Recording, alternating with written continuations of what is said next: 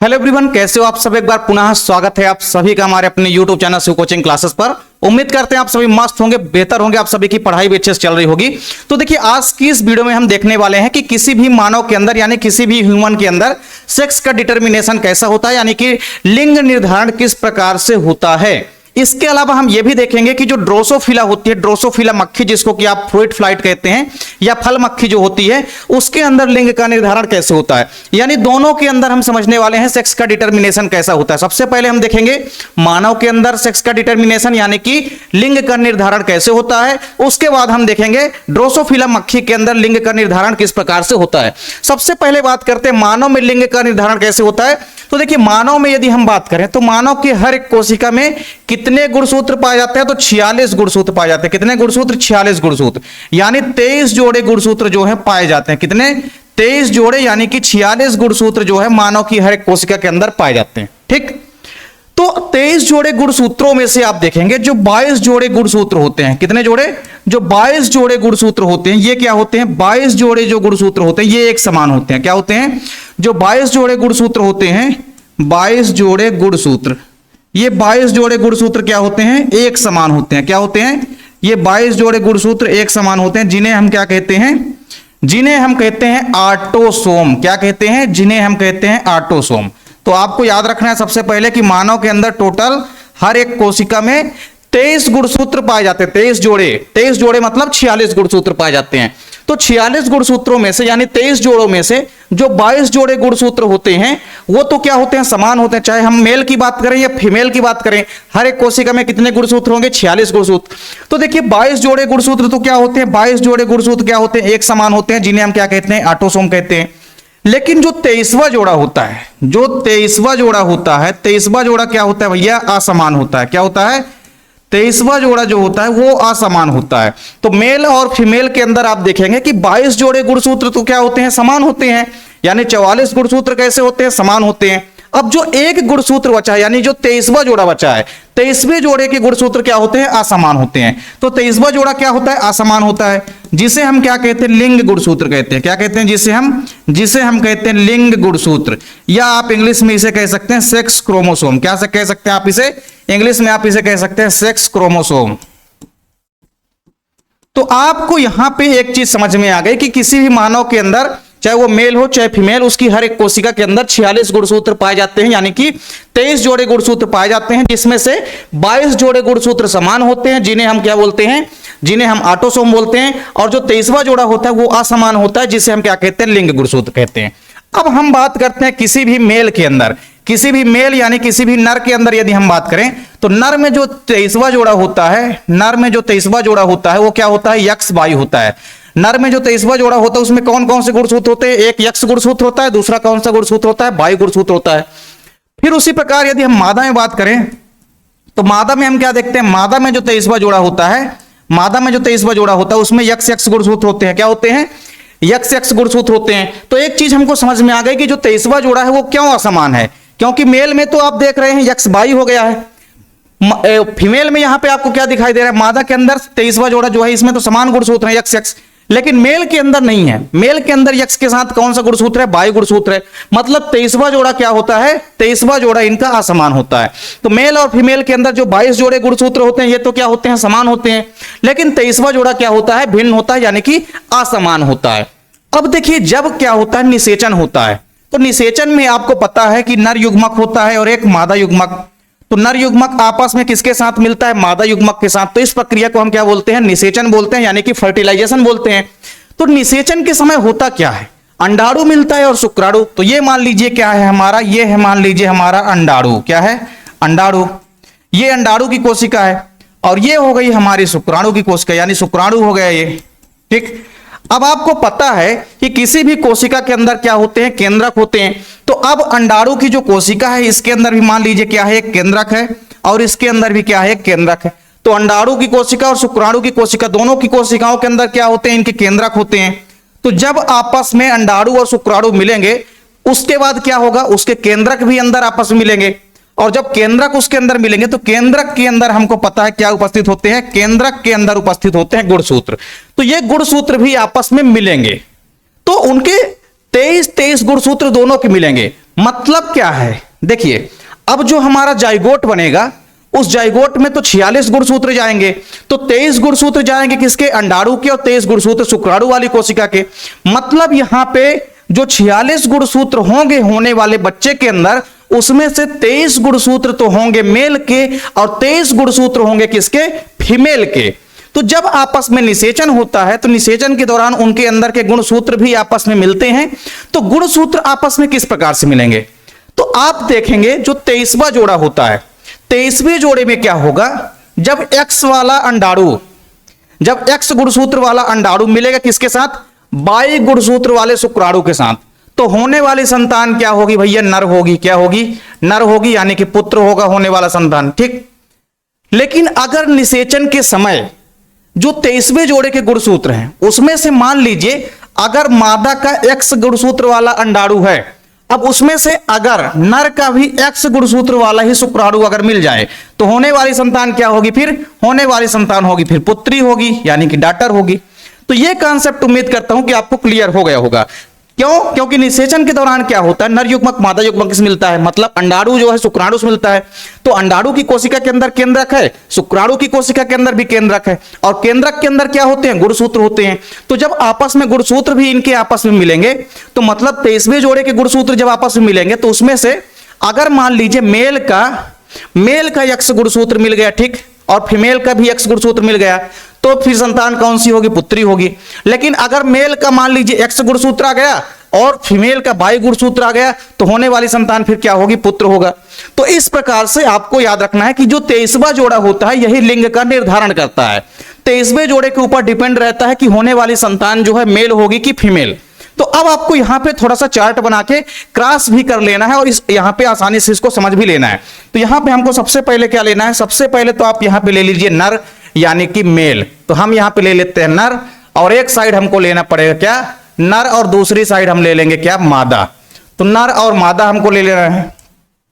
अब देखिए इनका अगर हम कैरियोटाइप बनाना चाहें, कैरियोटाइप का मतलब क्या है, देखिए टोटल कितने गुणसूत्र होते हैं, टोटल गुणसूत्र होते हैं भैया 44। मतलब 44 गुणसूत्र क्या होते हैं, समान होते हैं मेल के अंदर भी, और 44 गुणसूत्र फीमेल के अंदर भी क्या होते हैं, समान होते हैं। ठीक, अब जो 45वां और 46वां गुणसूत्र है, देखिए अब यहां पे नर के अंदर टोटल कितने गुणसूत्र होंगे, 46 गुणसूत्र। तो देखिए यहां पे क्या होगा, 44 गुणसूत्र तो हो गए। अब इसके बाद आप देखेंगे 44 प्लस 2 गुणसूत्र और बचा, यानी 23वां जोड़ा बचा है, 22 जोड़े तो हो गए, 22 दूनी 44 गुणसूत्र। अब यहां पे हमको क्या देखना है, जो 23वां जोड़ा होगा वो क्या होगा, X और Y होगा। यहां पे देखिए 44 प्लस यहां पे X होगा मादा में 23वां जोड़ा। तो यहां पे अब आप देख रहे हैं कि नर के अंदर भी कितने गुणसूत्र हैं, टोटल नर के अंदर यहां पे कितने गुणसूत्र हैं, 46 गुणसूत्र है, और मादा की कोशिका में भी कितने गुणसूत्र हैं, 46 गुणसूत्र हैं। तो आपको यहां पे सिंपल से एक चीज देखना है कि अब इनका आप कैरियोटाइप थोड़ा सा बना लीजिए यहां पे। तो आप इनको 2 भाग में अलग अलग कर सकते हैं, आप इनको इस प्रकार से अलग कर सकते हैं। देखिए पहले तो 22 प्लस आप क्या कर लीजिए, 22 प्लस आप X कर सकते हैं, क्या कर सकते हैं, 22 प्लस X कर सकते हैं आप। और इसमें आप क्या कर सकते हैं, 22 प्लस Y कर सकते हैं। टोटल 46 गुणसूत्रों को आपको आधा आधा कर लेना है। ठीक, इसमें भी आप क्या कर लीजिए, इसमें भी आप कर लीजिए 22 प्लस X कर लीजिए। अब इसमें चूंकि दोनों X गुणसूत्र होते हैं 23वें जोड़े में, तो आप दोनों में क्या कर लीजिए 22 प्लस X। ठीक, ये हो गया। अब हमको यहां पे करना क्या है, कुछ नहीं करना, केवल आपको क्रॉस करा देना है। तो हमने आपको क्या बताया कि जो संतानों के अंदर गुणसूत्र जाएंगे उसमें से 23 गुणसूत्र तो जाएंगे किसके, मेल के, और 23 गुणसूत्र जाएंगे किसके, फीमेल के। तो अब आपको यहां पे सिंपल सा क्रॉस कराना है। तो जब आप क्रॉस कराएंगे इस प्रकार से, तो पहले आपने इस X वाले का क्रॉस कराया इस X वाले के साथ। तो यहां पे क्या दिखाई दिया, देखिए 22 प्लस 22 कितना हो गया, यहां पे 44 हो गया। क्या हो गया, 44 हो गया। प्लस ये X मिलेगा, X के साथ तो क्या होगा, 2X हो जाएंगे यहां पे। कोई दिक्कत नहीं है यहां तक। अब इसके बाद आप इसकी क्रिया करा दीजिए, किसके साथ, इसके साथ करा दीजिए। ठीक, तो 22 प्लस 22 यानी 44 गुणसूत्र तो ये आ गए, प्लस ये X है और ये भी क्या है, X है। तो यहां पर भी क्या आ गया, X आ गया। ठीक, अब इसके बाद इस बाई वाले की क्रिया कराइए, इस बाई वाले की क्रिया पहले इस x वाले के साथ करा दीजिए, तो 22 प्लस 22, तो यहां पर भी कितना हो जाएगा 44 प्लस, यहां पे x है और यहां पे बाई, तो हो जाएगा x और बाई। अब इसका क्रॉस कराइए आप इस वाले x के साथ, तो यहां पे क्या होगा भैया, यहां पे हो जाएगा 44 प्लस आपका x बाई। तो आप ये देख पा रहे हैं कि जो हमको संतानें मिल रही है, यहां पे x कितनी बार आया है, 2 बार आया है x, और x y कितनी बार आ रहा है, 2 बार x y भी आ रहा है। तो कहने का मतलब यह हुआ यहां पे कि जो हमारी होने वाली संतानें हैं उसमें हमको आधा क्या दिखाई दे रहा है, यहां पे हमको x दिखाई दे रहा है, और आधे में हमको क्या दिखाई दे रहा है, y दिखाई दे रहा है। मतलब अगर निषेचन की प्रक्रिया होगी, उसके परिणाम स्वरूप जाइगोट बनेगा, तो 50% संभावना है, 50% संभावना है कि होने वाला जो संतान होगा वो क्या होगा, पुत्र होगा, क्योंकि हमको भैया x y भी आधे मिल रहे हैं, और 50% ही संभावना है कि होने वाली संतान क्या होगी, पुत्री होगी, यानी कि डॉटर होगी। तो हमको आधे जो है x भी मिल रहे हैं।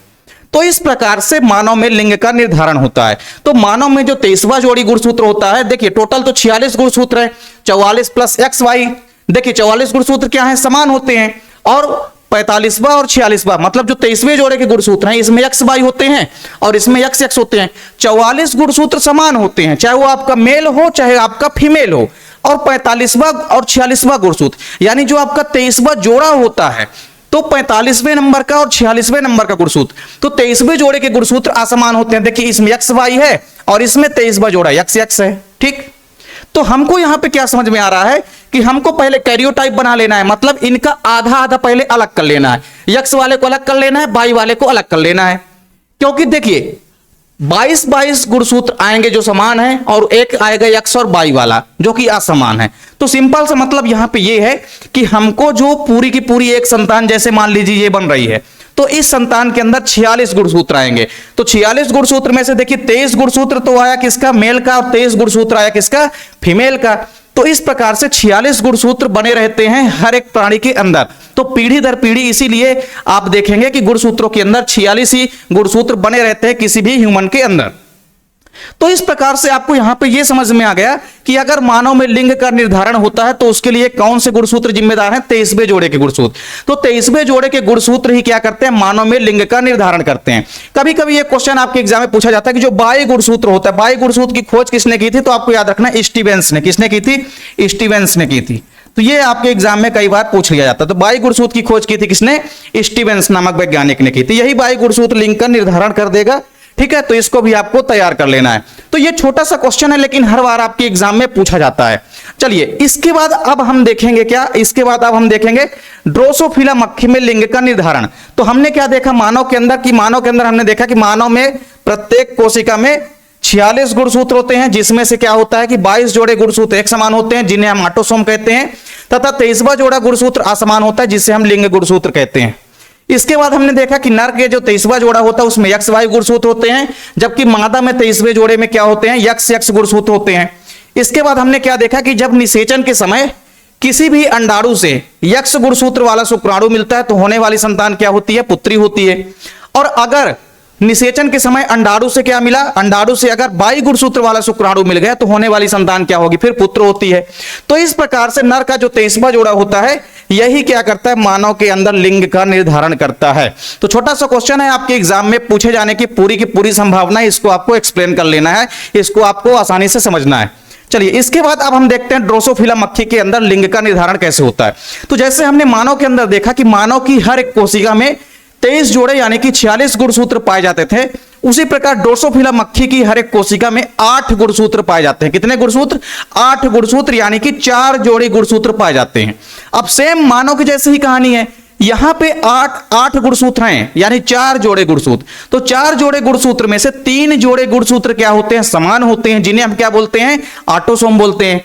और जो इनका चौथा जोड़ा होता है वो क्या होता है, असमान होता है, जिसे हम बोलते हैं लिंग गुणसूत्र। और यही चौथा जोड़ा क्या करता है कि ड्रोसोफिला मक्खी के अंदर लिंग का निर्धारण कर देता है। तो जो मेल ड्रोसोफिला होती है उसमें एक्स वाई गुणसूत्र होता है, और जो फीमेल ड्रोसोफिला होती है उसमें एक्स गुणसूत्र होता है। चौथे जोड़े की हम बात कर रहे हैं।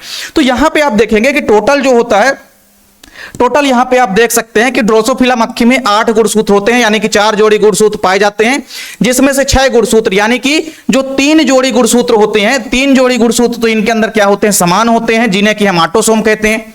लेकिन एक जोड़ी मतलब 2 गुणसूत्र, तो एक जोड़ी गुणसूत्र क्या होते हैं, असमान होते हैं, और इन असमान गुणसूत्रों को हम क्या बोलते हैं, लिंग गुणसूत्र यानी कि सेक्स क्रोमोसोम बोलते हैं।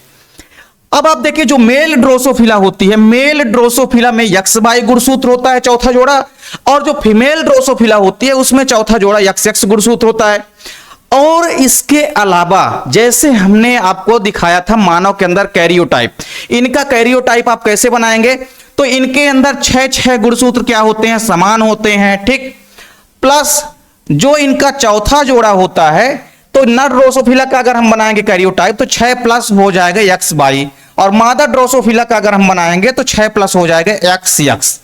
क्यों? क्योंकि भैया 6 गुणसूत्र तो समान है, और जो अगला नंबर का जो अगला जोड़ा है ये जोड़ा क्या होता है, असमान होता है। यही चौथा जोड़ा क्या है, इनमें असमान होता है, और इनके यही चौथे जोड़े क्या करेंगे, लिंग का निर्धारण करेंगे। तो किसी भी ड्रोसोफिला मक्खी के अंदर जो चौथा जोड़ा होता है जो कि असमान होता है गुणसूत्र का, यही ड्रोसोफिला मक्खी के अंदर क्या करता है, लिंग का निर्धारण करता है। तो चलिए इसका भी आपको क्या करना है, सिंपल सा आपको कैरियोटाइप बना लेना है। तो आपने कैरियोटाइप इसका भी बना लिया है। अब आपको करना क्या है, तो यहां पे आपको लिख लेना है नर ड्रोसोफिला, यहां पे आपको लिख लेना है नर ड्रोसोफिला। क्या लिख लेना है, तो एक साइड तो आपको लिखना है नर ड्रोसोफिला, और दूसरी साइड आपको लिख लेना है क्या, मादा ड्रोसोफिला। क्या लिख लेना है, मादा ड्रोसोफिला। तो यहां पे हमने लिख लिया नर ड्रोसोफिला, और ये हो गई मादा ड्रोसोफिला।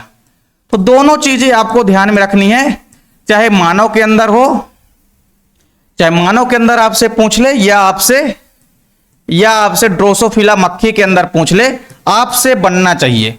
तो मादा ड्रोसोफिला हो गई हमारे पास, और नर ड्रोसोफिला हो गई। तो नर ड्रोसोफिला में हम क्या लिए हैं भैया, 6 गुणसूत्र तो समान होते हैं, और जो चौथा जोड़ी गुणसूत्र होता है उसमें क्या होता है, XY होता है। इनमें भी 6 गुणसूत्र तो समान होंगे, लेकिन जो चौथा जोड़ी है वो क्या होगा, XX होगा, ठीक। तो इनका आप पहले आधा आधा कर लीजिए, इनका कैरियोटाइप जो आपने बनाया है इसको आप आधा आधा कर लीजिए। तो आप कैसे करेंगे, 3 प्लस X कर लीजिए आप, और 3 प्लस Y कर लीजिए, ठीक। इसमें आप क्या करेंगे, इसमें भी आप कर लीजिए 3 प्लस X, और इसमें भी 3 प्लस X ही रहेगा, इसमें भी 3 प्लस X ही रहेगा, क्योंकि भैया इसमें जो है दोनों क्या है, इसमें दोनों जो हैं वो क्या है, XX गुणसूत्र ही तो हैं। तो इसमें भी क्या हो जाएगा, 3 प्लस X। अब आप इनका आसानी से क्रॉस करा दीजिए, जैसे अभी तक आप कराते आए हैं क्रॉस इनको आसानी से, ठीक। तो अब आप आसानी से क्रॉस करा सकते हैं। देखिए इसका क्रॉस आप कराएंगे सबसे पहले इसके साथ, तो क्या आएगा भैया, 3 प्लस 3 यहां पे 6 हो जाएगा, प्लस X गुणसूत्र मिलेगा X गुणसूत्र से, तो XX बनेगा, ठीक। अब आप इसका करा दीजिए, इसका आप कराएंगे किसके साथ, इसके साथ, तो भी क्या आएगा भैया, 3 है और 3 यहां पे गुणसूत्र मिलेंगे, तो 6 प्लस X गुणसूत्र है, X गुणसूत्र से मिलेगा तो XX गुणसूत्र बनेगा। अब इस 3 प्लस Y वाले का क्रॉस करा दीजिए, पहले इसके साथ करा दीजिए और फिर इसके साथ करा दीजिए, आप दोनों के साथ करा दीजिए। तो 3 प्लस Y का कराएंगे आप किसके साथ, 3 प्लस X के साथ, तो क्या आएगा, पहले तो 6 हो जाएगा, 3 3 और X और Y, तो XY हो जाएगा, ठीक। इस यहां पे भी क्या हो जाएगा, 3 प्लस 3 यानी 6 हो गया यहां पे, और X और Y है तो XY हो गया। तो अब आप इसमें भी देख पा रहे हैं कि आधे तो हमको यहां पे XY वाले गुणसूत्र मिल रहे हैं, और आधी संतानें ऐसी प्राप्त हो रही जिसमें हमको XX गुणसूत्र मिल रहा है।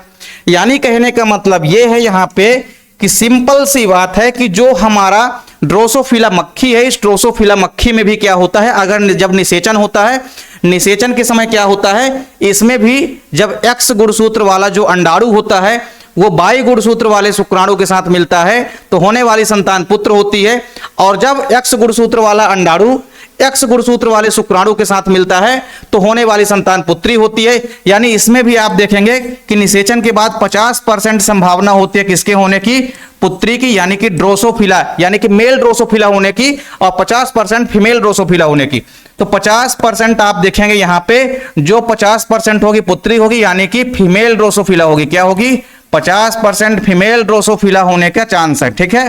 50% यहां पे फीमेल ड्रोसोफिला के होने का चांस है, और 50% आप देखेंगे मेल ड्रोसोफिला मक्खी के होने के चांसेस हैं। तो ये आपने देखा कि किसी भी ड्रोसोफिला मक्खी के अंदर लिंग का निर्धारण कैसे होता है, यानी कि सेक्स का डिटर्मिनेशन कैसे होता है। तो सिंपल सी बात है कि जो नर ड्रोसोफिला होती है और मादा ड्रोसोफिला, आप देखेंगे इनकी हर एक कोशिका के अंदर 8 गुणसूत्र पाए जाते हैं, यानी कि 4 जोड़ी गुणसूत्र पाए जाते हैं। तो इन 4 जोड़ी गुणसूत्रों में से 3 जोड़ी गुणसूत्र क्या होते हैं, समान होते हैं, जिन्हें हम बोलते हैं ऑटोसोम। और चौथा जोड़ी जो होता है ये क्या होता है, असमान होता है, जिसे हम बोलते हैं लिंग गुणसूत्र, यानी कि सेक्स क्रोमोसोम। जो चौथा जोड़ा होता है किसके अंदर, जो मेल ड्रोसोफिला के अंदर होता है। तो मेल ड्रोसोफिला के अंदर जो चौथा जोड़ा होता है उसमें यक्स वाई गुणसूत्र होते हैं, और जो फीमेल ड्रोसोफिला होती है इसके अंदर जो चौथा जोड़ा गुणसूत्र का होता है वो यक्स यक्स होता है। तो निषेचन के समय जब यक्स वाला गुणसूत्र मिलेगा किसके साथ, यक्स वाले गुणसूत्र के साथ, तो क्या होगा, संतान जो होगी भैया वो फीमेल ड्रोसोफिला होगी। लेकिन अगर एक्स गुणसूत्र मिला किसके साथ, इसका एक्स गुणसूत्र, फीमेल का एक्स गुणसूत्र अगर मिला किसके साथ, मेल के वाई गुणसूत्र के साथ, तो यहां पे कौन सी ड्रोसोफिला होगी, फिर ड्रोसोफिला होगी मेल ड्रोसोफिला। तो 50-50% दोनों की संभावना होगी होने की। तो इस प्रकार से आप इसका भी स्क्रीनशॉट ले सकते हैं आसानी से। ये भी काफी छोटा सा क्वेश्चन है, आपके एग्जाम में पूछा जा सकता है। तो दोनों यहां पे हमने आज की इस वीडियो में आपको कवर करा दिया, मानव में के अंदर भी कि कैसे सेक्स का डिटर्मिनेशन होता है, यानी कि कैसे लिंग का निर्धारण होता है। सेम उसी प्रकार से हमने ड्रोसोफिला मक्खी के अंदर भी आपको करा दिया कि किस प्रकार से ड्रोसोफिला मक्खी, यानी कि जो फल मक्खी होती है या जो फ्रूट फ्लाई होती है, इसके अंदर किस प्रकार से लिंग का निर्धारण होता है। तो उम्मीद करता हूं वीडियो पसंद आई होगी। वीडियो अच्छी लगे तो लाइक कमेंट आप लोग जरूर किया करिए। चैनल पे अगर आप लोग पहली बार हैं तो चैनल को सब्सक्राइब जरूर कर लीजिए। उम्मीद करता हूं वीडियो पसंद आई होगी। मिलते हैं नेक्स्ट वीडियो में, तब तक के लिए जय हिंद, वंदे मातरम।